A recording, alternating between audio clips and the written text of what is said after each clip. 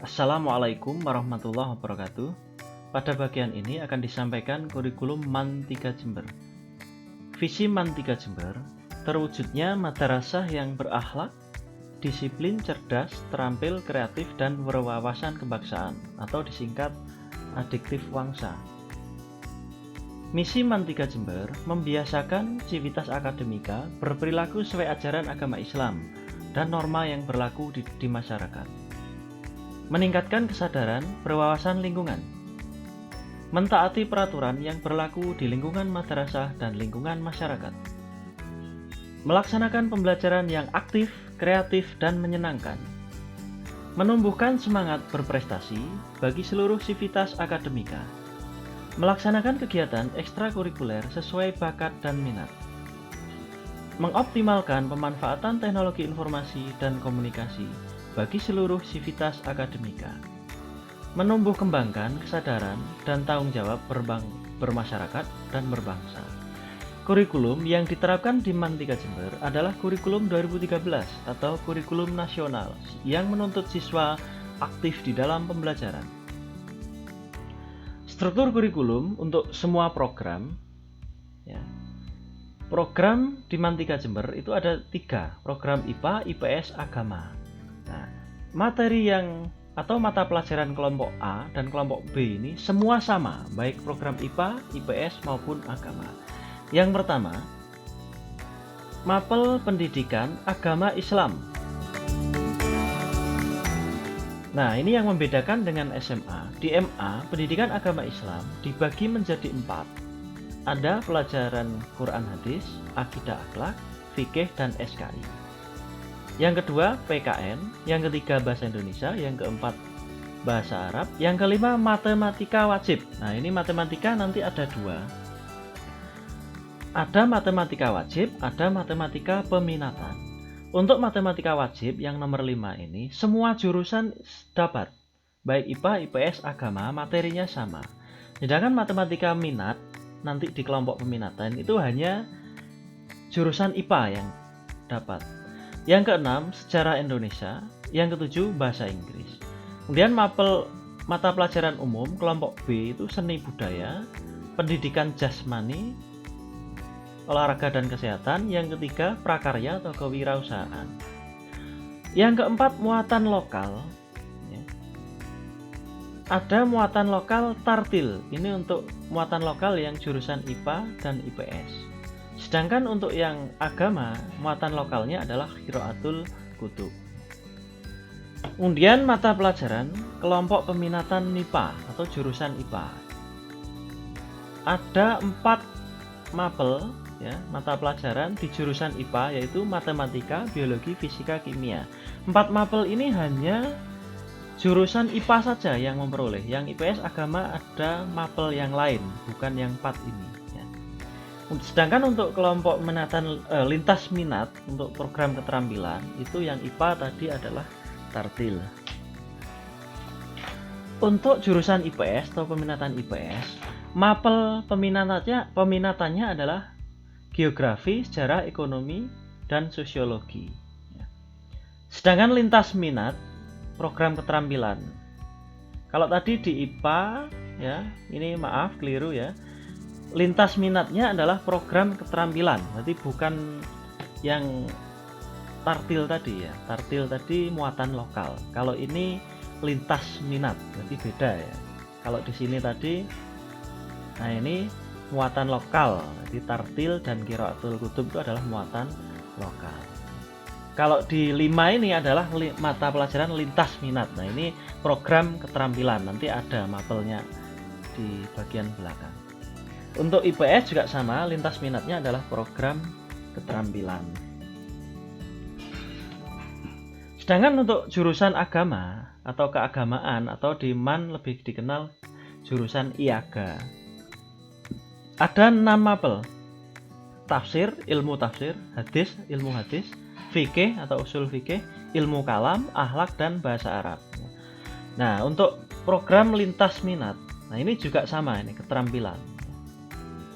Nah, ini di MAN 3 Jember itu nanti akan dibentuk 10 kelas di kelas 10 yang terbagi untuk jurusan IPA ada 6 kelas, yang IPS ada 3 kelas, yang agama ada 1 kelas. Sehingga total ada 10 kelas, di mana setiap kelasnya maksimal 36 siswa. Nah, ini untuk program keterampilan yang tadi masuk pada mata pelajaran lintas minat. Kalian boleh memilih salah satu dari 3 lintas minat ini. Bisa milih teknik multimedia ya. Ini nanti ada pembahasan khusus ya. Jadi teknik multimedia itu contohnya perfilman. Kemudian operator komputer. Nah, ini diajari tentang software dan hardware komputer. Kemudian ada juga tata busana. Tata busana ini tidak hanya menjahit tetapi juga ada bordir menggunakan komputer. Jadi lebih canggih. Kalian nanti di mapel lintas minat boleh memilih salah satu. Lalu di program kurikulum itu ada juga program kelas bina prestasi. Kelas bina prestasi ini bukan kelas baru tetapi dari kelas IPA, contoh kelas IPA tadi ada IPA 1, IPA 2 sampai IPA 6. Yang kelas IPA 1 itu masuk kelas bina prestasi jurusan IPA. Jadi kelas binpres itu hanya di IPA itu hanya 1 kelas, yaitu 10 IPA 1. Ya. Kemudian yang IPS itu hanya 1 kelas untuk bina prestasi, yaitu kelas 10 IPS 2. Nah, tentunya untuk masuk kelas bina prestasi nanti ada seleksi tersendiri untuk bisa masuk di kelas IPA 1 dan IPS 1. Terus apa yang membedakan antara kelas bina prestasi dengan tidak?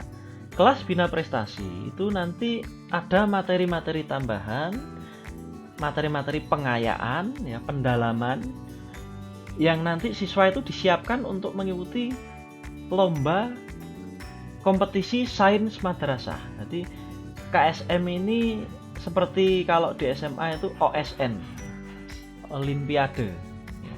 Kalau di KSM itu, jadi KSM itu adalah Olimpiade yang diselenggarakan oleh Kementerian Agama.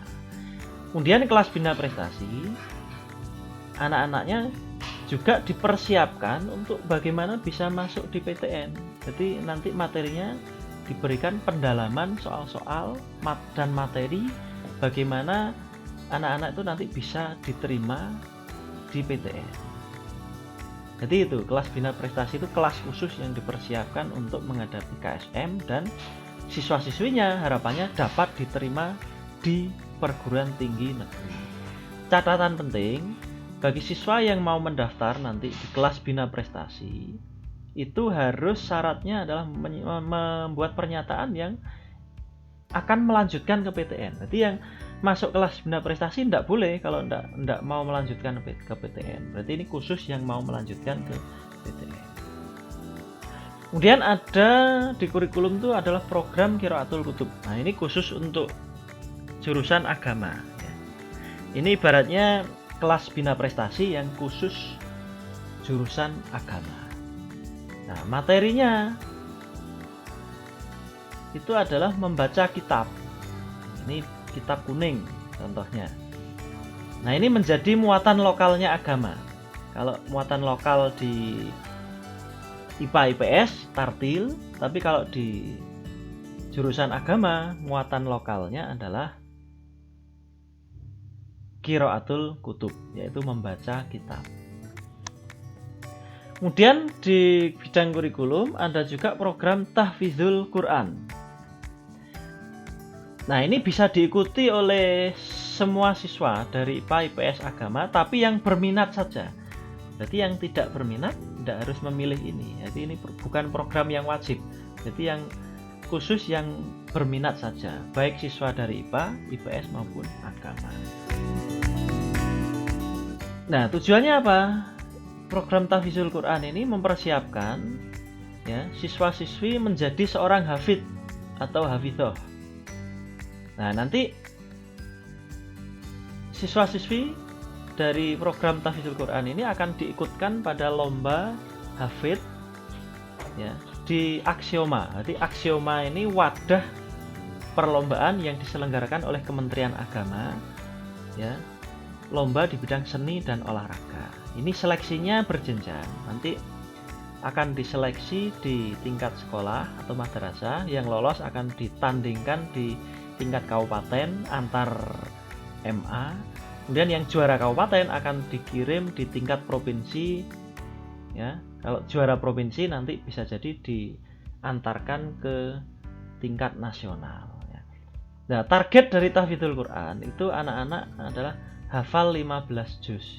Berarti siswa-siswi baru yang sekarang sudah punya hafalan, ya, meskipun 1 juz, 2 juz, ya, boleh mengikuti program ini. Nah, targetnya nanti sampai lulus dari MAN 3 itu menguasai atau hafal minimal 15 juz. Nah, kelebihannya apa? Kalau kalian nanti bisa hafal minimal 15 juz, itu bebas memilih jurusan di perguruan tinggi se-Indonesia. Bebas milih di mana aja. Itulah kelebihannya. Berarti bisa masuk PTN tanpa tes dengan membawa hafalan minimal 15 juz. Nah, ini tergantung kampusnya, tapi biasanya rata-rata 15 juz. Kemudian strategi belajar di MAN 3 Jember. Ini bagian yang penting. Mengingat di MAN 3 Jember itu mata pelajarannya lebih banyak dibanding di SMA, maka kalian harus punya strategi dalam belajar. Kalau tidak bisa membagi waktu, maka akan kesulitan. Nanti yang pertama, agar bisa mengikuti pelajaran, semua pelajaran, kalian harus mencari sumber belajar sebanyak mungkin. Dari internet, dari buku sumber-sumber lain, dari Google, dari YouTube, dan seterusnya. Nah, kalian dalam belajaran juga dituntut aktif dalam pembelajaran di kelas. Dan sebaiknya setiap hari sebelum pelajaran, kalian harus sudah membaca di rumah. Harapannya apa? Kalau kita sudah membaca, nanti ketika kalian memperhatikan dengan seksama penjelasan dari Bapak Ibu Guru, maka akan mudah menangkap materi. Tapi kalau di rumah kalian belum sempat membaca, maka tentunya tidak optimal hasilnya. Kecuali kalau kalian ketika di kelas banyak bertanya ke Bapak Ibu Guru. Kemudian di rumah kalian harus mengulas kembali, berarti mempelajari kembali materi yang sudah diajarkan Bapak Ibu Guru di kelas. Kemudian jangan lupa harus mengerjakan semua tugas, ya, harus segera, berarti harus mengerjakan segera tugas-tugas yang diberikan oleh Bapak Ibu Guru. Kenapa segera? Karena tugas itu nanti banyak dari semua mapel. Kalian harus, kalau menunda tugas yang diberikan Bapak Ibu Guru, nanti akan ketambahan tugas-tugas dari Bapak Ibu Guru yang lain, sehingga nanti kalian kedodoran dalam mengerjakan. Jadi intinya jangan menunda waktu di sini untuk mengerjakan tugas. Ya, kalian bebas diskusi dengan teman-temanmu, ya, bahkan kalian boleh diskusi dengan Bapak Ibu Guru untuk memahami materi. Berarti intinya dari strategi belajar ini kalian jangan pasif. Berarti kalau di SMP atau di MTS-nya hanya duduk diam, ya, mendengar, ya, tidak paham, tidak tanya, maka ya seterusnya nanti akan kesulitan memahami materi. Jadi dari penjelasan tadi, kesimpulannya adalah strategi belajar di MAN itu harus fokus. Jadi kalian harus selalu fokus. Kalau tidak fokus, maka kalian akan sangat terasa berat belajar di MAN. Tapi kalau fokus, ya akan menjadi ringan. Jadi tergantung pembagian waktu belajar kalian selama 24 jam. Ya, begitulah materi kurikulum, ya, pada kegiatan Matsama secara online. Mudah-mudahan bermanfaat dan bisa memberi informasi yang lengkap bagi kalian. Oke, terima kasih. Saya akhiri. Assalamualaikum warahmatullahi wabarakatuh.